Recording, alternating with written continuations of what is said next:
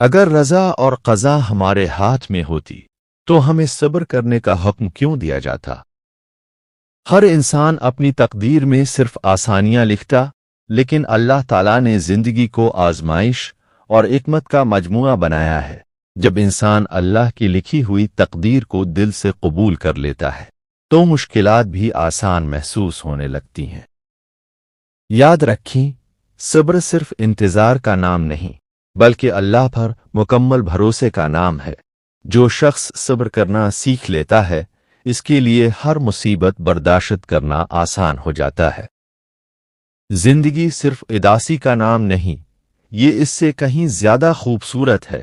اگر کوئی آپ کو چھوڑ جائے تو اسے چھوڑ دینے میں بہتری ہے۔ اگر کوئی آپ کا دل توڑ دے تو اسے معاف کر دینا چاہیے۔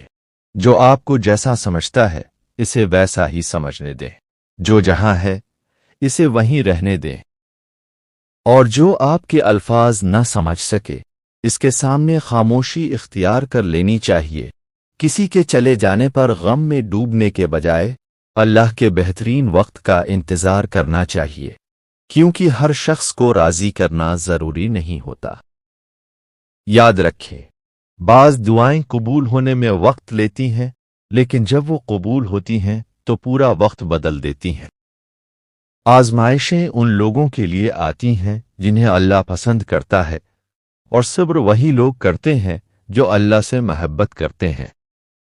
بس صبر کیجئے، اللہ پر بھروسہ رکھیے، کیونکہ اللہ کی ہر تدبیر میں کوئی نہ کوئی بھلائی ضرور ہوتی ہے۔